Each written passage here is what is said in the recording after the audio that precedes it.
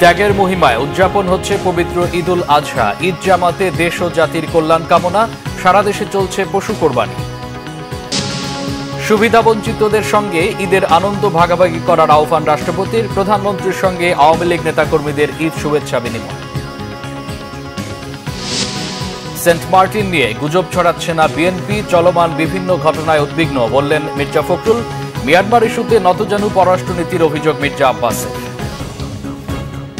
দেখছিলেন বিআরবি কেবল সংবাদ শিরোনাম, এবার বিস্তারিত। ত্যাগের মহিমায় দেশ জুড়ে উদযাপিত হচ্ছে পবিত্র ঈদুল আজহা। জাতীয় ঈদগাহ এবং বাইতুল মোকাররম সহ বিভিন্ন মসজিদে ঈদের জামাত আদায় করেন মুসল্লিরা। নামাজ শেষে দেশের শান্তি ও সমৃদ্ধির জন্য দোয়া যেমন ছিল, তেমনি ছিল ফিলিস্তিন সহ বিশ্বব্যাপী নির্যাতিত মুসলমানদের জন্য শান্তি কামনা, বিশেষ দোয়া।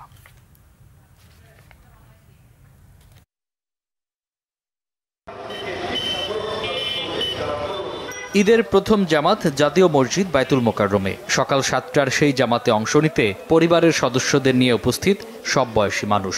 এ মসজিদেই দ্বিতীয় জামাত হয় সকাল 8টায়, এরপর 9টা, 10টা এবং পৌনে 11টায় ঈদ জামাত হয় জাতীয় মসজিদে।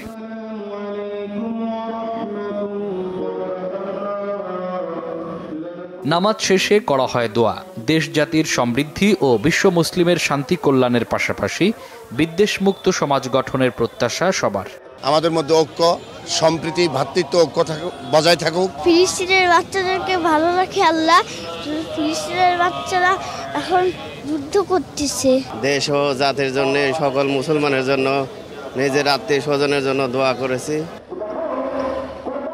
এদিকে সকাল 7:30টায় জাতীয় ঈদগাহে অনুষ্ঠিত হয়েছে ঈদের প্রধান জামাত। রাষ্ট্রপতি মোহাম্মদ শাহাবুদ্দিন ও প্রধান বিচারপতি ওবায়দুল হাসান সহ এতে অংশ নেন মন্ত্রিসভার সদস্য, সংসদ সদস্য, রাজনীতিবিদ, কূটনীতিক সহ সব শ্রেণী পেশার মানুষ।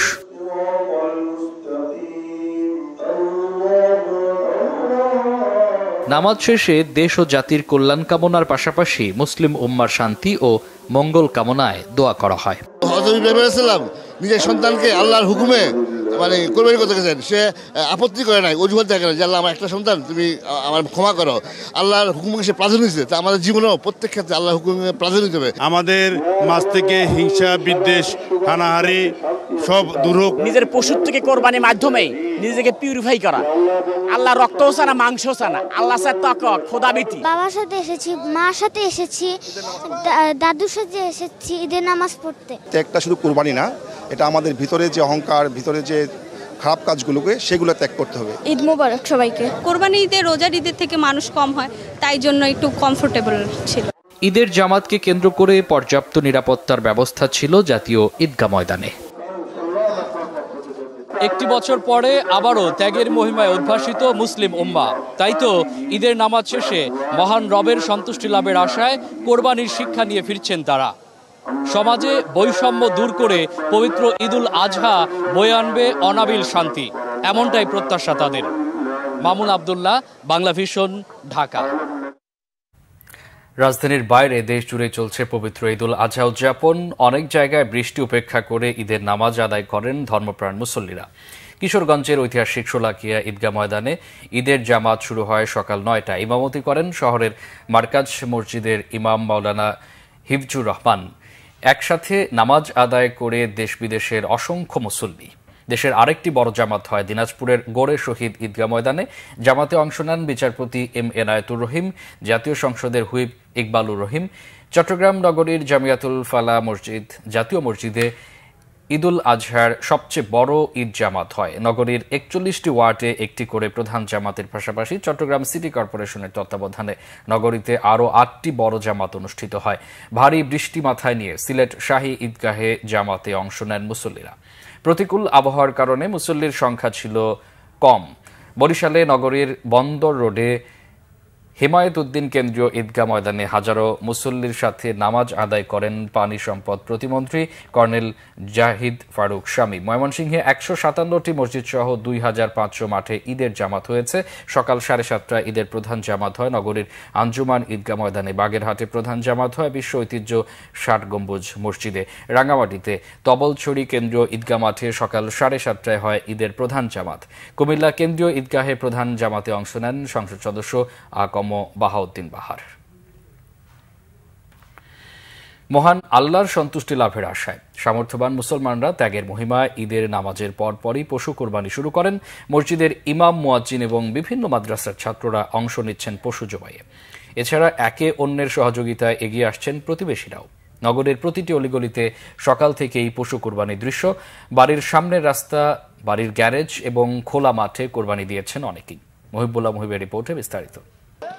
ঈদুল আজহার নামাজ শেষ করেই পশু কোরবানি দিতে ব্যস্ত হয়ে পড়েন নগরবাসী। আবহাওয়া অনুকূলে থাকায় অলিগলি, বাড়ির গ্যারেজ বা খোলা জায়গায় চলে পশু কোরবানির কাজ। আবহাওয়া ভালো আছে, খুব একটা গরম নাই, আশা করতেছি এবং সিচুয়েশন লোকজন খুব ভালো কাজ করতেছে। দেখলাম বেশ কয়েকবার আসছে, বিভিন্ন ময়লা তুলে নিয়ে গেছে, হয়তো আরও 1-2 ঘন্টা হলে শেষ হয়ে যাবে আশা করতেছি। এ পর্যন্ত প্রায় 20টা আমি নিজ হাতে জবাই করলাম। আর এহরাকুদ্দাম, রক্ত প্রবাহিত করা, রক্ত উৎসর্গ করা, এটা হলো এই দিনের সবচেয়ে প্রিয় আমল। আমাদের এক সাপ হয়ে গেছে, আমাদের আরও কিছু গরু আছে, এখানে প্রায় 60টা গরুর মতো। আমি খুব সুন্দরভাবে আমাদের ডিসিপ্লিন চলছে। হযরত ইব্রাহিম আলাইহিস সালামের দেখানো পথে ত্যাগের মহিমা ও উৎসর্গের আনন্দ নিয়ে এই ধর্মীয় উৎসব উদযাপিত হয় মুসলিম বিশ্বে। সার্বিক পরিস্থিতি খুবই ভালো। সিটি কর্পোরেশনের লোকজনদেরকে আমি দেখছি যে আমাদের গরু কুরবানির সাথে সাথে ওরা এবার ময়লা নিয়ে গেছে। সবচেয়ে ভালো আনন্দ লাগবে যখন আমরা গরিবদের কিছু এটার অংশ দিতে পারবো, তখন আমি এক টুকরো খেলে সেও এক টুকরো খাবে, এইটাই আমাদের সবচেয়ে বেশি আনন্দ লাগবে। তো বড় যে চ্যালেঞ্জ সেটা হচ্ছে যে এই পরিবেশটা এটাকে ঠিক রাখা, কারণ চারদিকে বর্জ্য রয়েছে। এই বর্জ্য ব্যবস্থাপনাটা আশা করি সিটি কর্পোরেশন দারুণভাবে ম্যানেজ করবে, এটাই প্রত্যাশা করি। তবে পেশাদার কসাইয়ের অভাবসহ নানা কারণে অনেকেই আবার ঈদের দ্বিতীয় দিন কোরবানি দিয়ে থাকেন। কোরবানির বর্জ্য যেখানে সেখানে না ফেলতে নগরবাসীকে অনুরোধ জানিয়েছে ঢাকার 2 city corporation. Muhibullah Muhib, Bangla vision, Dhaka. কোরবানির চামড়া সংগ্রহের সংবাদ জানতে সিনিয়র রিপোর্টার গোলাম মইনুল হাসান আছে পলাশীতে, কথা বলছি তার সঙ্গে। হাসান, কোরবানির চামড়া কি আসতে শুরু করেছে? এবার চামড়ার দামই বা কেমন? মৌসুমী ব্যবসায়ীরা আসলে কি বলছেন? মামুন, আপনাকে ধন্যবাদ। আজকে কুরবানির প্রথম দিনে কিন্তু কুরবানি শুরু হয়েছে এবং সেই চামড়াগুলো কিন্তু রাজধানীর বিভিন্ন পয়েন্টে, শুধু পোস্তা না, পোস্তাতে আগে তো সব বেশিরভাগ চামড়ার পোস্তা ঢাকার পোস্তাতে আসতো, এখন কিন্তু ঢাকার বিভিন্ন পয়েন্ট থেকে চামড়া সংগ্রহ, যেমন ঢাকাতে যাত্রাবাড়িতে হচ্ছে এবং সবচেয়ে বড় যে আড়ত সেটা হচ্ছে আপনার হেমায়তপুরে পরে আমরা যদি বলি পোস্তাতে চামড়া আসতেছে। চামড়া যারা আসতেছে আমরা যারা দেখতেছি বেশিরভাগ চামড়া 750 অ্যাভারেজ, এই অ্যাভারেজে কিন্তু বিক্রি হচ্ছে। এখানে কিন্তু যত বড় চামড়াই হোক 1000 টাকার বেশি আমরা দেখি নাই, এবং বেশিরভাগ চামড়াই 800, 700, 900, আমরা যে অ্যাভারেজ বলি 750 বেশি কখনো সেটা বলা যাবে না। এখানে আর যারা ফরিয়া, যারা মৌসুমী ব্যবসা যারা লাভ করার জন্য বলতেছে, তারা বলতেছে কিন্তু তাতে কিন্তু লাভ হচ্ছে না। যদিও সরকার কিন্তু বেঁধে দেওয়া দাম নির্ধারণ করেছেন ঢাকার মধ্যে 55 থেকে 60 টাকা এবং ঢাকার বাইরে 50 থেকে 55 টাকা। তো সেই অর্থে আসলে অ্যাভারেজটা কি হচ্ছে আসলে কিছু বোঝা যাচ্ছে না। যদিও সরকার হিসেবে কিন্তু আরেকটু বেশি হওয়ার কথা। যদিও এখানে ওনারা যারা আড়তদাররা বলছেন, তারা বলতে যাচ্ছেন যে এটা তো লবণ যুক্ত চামড়া না, এটা কাঁচা চামড়া, কাজে এই লবণের তো আরেকটা খরচ আছে, তো সেক্ষেত্রে বেশি কেনা যাবে না। এবং তাদের আরেকটা অভিযোগ শোনা যাচ্ছে, গরুর চামড়া নাকি এবার কোয়ালিটি খুব একটা ভালো না, একটা দাগ দেখা যাচ্ছে।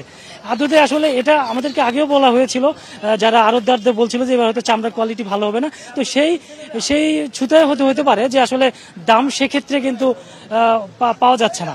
তো আড়তদাররা আরেকটা কথা আমাদেরকে বেশ কিছুদিন বলার চেষ্টা করছে, এবারে হয়তো কুরবানি চামড়া ওইভাবে সংগ্রহ, মানে অত কুরবানি হবে না, তখন যেহেতু কুরবানি পশুর দাম এবারে বেশি, এবারে বলতেছে লক্ষ্যমাত্রা হচ্ছে 85, অন্তত 15% কম তারা হয়তো সংগ্রহ করতে পারে। সেক্ষেত্রে তারা আমাদেরকে ট্যানারি মালিক এবং আড়তদাররা বলছে এটা 75 থেকে বড় জোর 80 লাখ পিস গরুর চামড়া সংগ্রহ করে। আর খাসির চামড়া আসলে এখানে আসতেছে না। খাসির চামড়ার প্রতি এদের চাহিদাও নাই। খাসির চামড়া প্রতিবারই এই মানে এক প্রথা পানির দামে বিক্রি করে বা বিক্রি হয় না। তো সেক্ষেত্রে আরও হয়তো যখন বেলা করাবে আমরা হয়তো জানতে পারবো যে দামটা কোন পর্যায়ে যায়। তবে এখনো পর্যন্ত আমরা যারা খুচরা যারা কিনছে বা ফরিয়া যারা বলি, তারা কিন্তু সন্তুষ্ট না, এবং যারা আড়তদার বলছে তারা দাবি করছে তারা কিন্তু সঠিক দামটাই দিচ্ছেন। তো এই ছিল মামুন শেষ পর্যন্ত এখানে সবশেষ খবর। আমরা পরবর্তীতে আপনার সাথে যোগাযোগ করতে পারবো। হাসান, আপনাকে অসংখ্য ধন্যবাদ। দেশবাসীকে ঈদের শুভেচ্ছা জানিয়েছেন রাষ্ট্রপতি মোহাম্মদ শাহাবুদ্দিন। তিনি বলেছেন, কেউ যাতে ঈদের আনন্দ থেকে বঞ্চিত না হয় সেজন্য দেশের বিত্তবান ও সচ্ছল ব্যক্তিদের এগিয়ে আসতে হবে। বঙ্গভবনে বিভিন্ন শ্রেণী পেশার মানুষের সাথে ঈদ শুভেচ্ছা বিনিময় অনুষ্ঠানে তিনি এই আহ্বান জানান।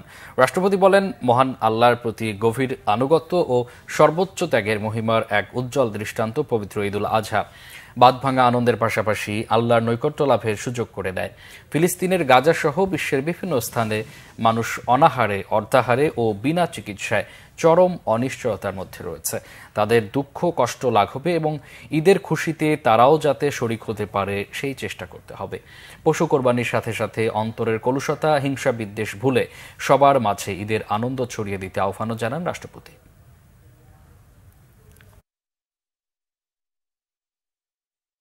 থেকে বঞ্চিত না হয় সেই লক্ষ্যে সমাজের দারিদ্র্য পীড়িত ও সুবিধা বঞ্চিত মানুষদের সাথে ঈদের আনন্দ ভাগাভাগি করতে এবং তাদের পাশে দাঁড়াতে আমি দেশের বিত্তবান ও সচ্ছল ব্যক্তিবর্গকে এগিয়ে আসার আহ্বান জানাচ্ছি।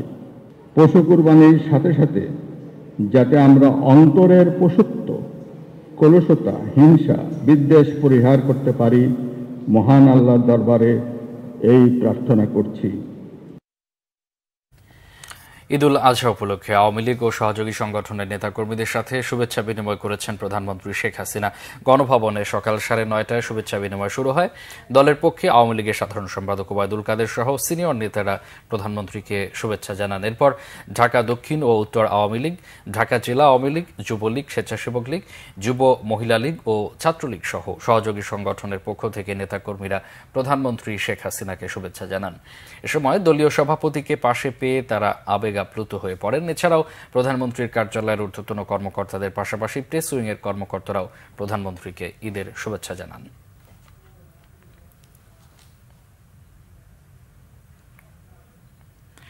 কোরবানির তাৎপর্য এবং মর্মার্থ অনুধাবন করে সমাজে শান্তি ও কল্যাণের পথ রচনা করার আহ্বান জানিয়েছেন আওয়ামী লীগ সাধারণ সম্পাদক ওবায়দুল কাদের। ঈদুল আজহা উপলক্ষে এক ভিডিও বার্তায় তিনি এই আহ্বান জানান। আমাদেরকে কোরবানি তাৎপর্য এবং মর্মার্থ অনুধাবন করে সমাজে শান্তি ও কল্যাণের পথ রচনা করতে হবে। আর এজন্য সকলকে সংযম ও ত্যাগের মানসিকতায় উজ্জীবিত হওয়ার কোনো বিকল্প নেই। দলমত নির্বিশেষে সকলকে একটি অসাম্প্রদায়িক সমৃদ্ধ বাংলাদেশ বিনির্মাণে কর্ম, চিন্তায়, ত্যাগ, আনুগত্য এবং সততা চর্চায় নিবেদিত হওয়ার আহ্বান জানাই। সেন্ট মার্টিন নিয়ে বিএনপি গুজব ছড়াচ্ছে না, চলমান বিভিন্ন ঘটনায় জনগণের সাথে তারাও উদ্বিগ্ন বলেছেন দলটির মহাসচিব মির্জা ফখরুল ইসলাম আলমগীর। ঠাকুরগাঁও বড় মাঠে ঈদের নামাজ আদায় শেষে নিজ বাসভবনে সাংবাদিকদের সাথে কথা বলেন মির্জা ফখরুল ইসলাম আলমগীর। এ সময় তিনি আরও বলেন, সরকার এখনও বুঝতে পারছে না জনসাধারণ তাদেরকে ঘৃণা ও অবিশ্বাস করে। গুজব ছড়ানো নিয়ে ওবায়দুল কাদেরের বক্তব্যের জবাব দেন বিএনপি মহাসচিব। বলেন, নির্বাচন পরিচালনার ব্যর্থতায় দেশ ও জনসাধারণের ঘাড়ের উপর আবার আওয়ামী দুঃশাসন চেপে বসেছে। সরকারকে অবিলম্বে পদত্যাগ করে নির্দলীয় নিরপেক্ষ সরকারের অধীনে নির্বাচনের আবারও দাবি জানান মির্জা ফখরুল।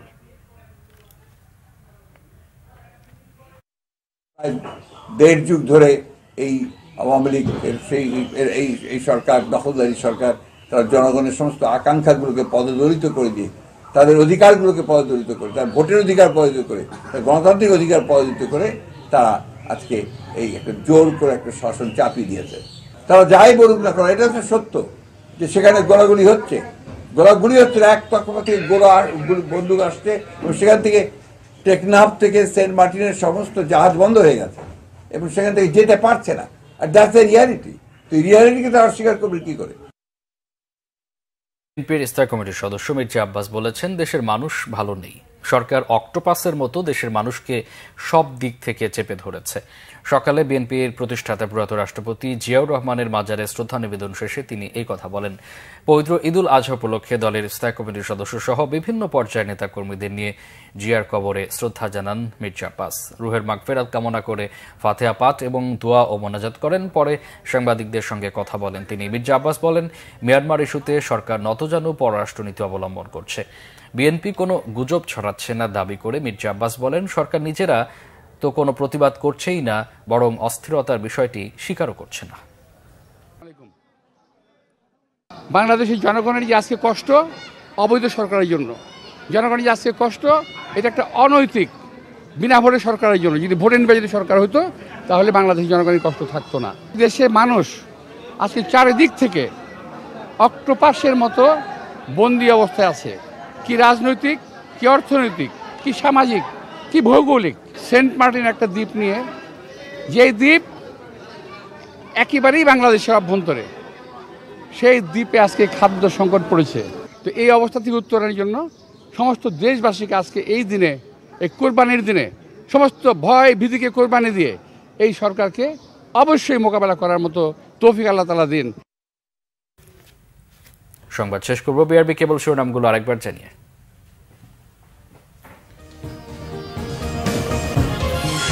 ত্যাগের মহিমায় উদযাপন হচ্ছে পবিত্র ঈদুল আজহা। ঈদ জামাতে দেশ ও জাতির কল্যাণ কামনা, সারা দেশে চলছে পশু কোরবানি। সুবিধা বঞ্চিতদের সঙ্গে ঈদের আনন্দ ভাগাভাগি করার আহ্বান রাষ্ট্রপতির। প্রধানমন্ত্রীর সঙ্গে আওয়ামী লীগ নেতাকর্মীদের ঈদ শুভেচ্ছা বিনিময়। সেন্ট মার্টিন নিয়ে গুজব ছড়াচ্ছে না বিএনপি। চলমান বিভিন্ন ঘটনায় উদ্বিগ্ন বললেন মির্জা ফখরুল। মিয়ানমার ইস্যুতে নতজানু পররাষ্ট্রনীতির অভিযোগ মির্জা আব্বাসের। এই ছিল এখনকার মতো। পরে সংবাদ বিকেল 4টায়। এর আগে 3টা রয়েছে নিউজ টপ 10 দেখার আমন্ত্রণ রইল। এছাড়া বাংলা ভিশন সংবাদ ও সংবাদ সংশ্লিষ্ট অনুষ্ঠান দেখতে ভিজিট করুন www.bvnews24.com ও facebook.com/banglavisionnews এবং সাবস্ক্রাইব করুন youtube.com/banglavisionnews। এতক্ষণ সাথে থাকায় অসংখ্য ধন্যবাদ।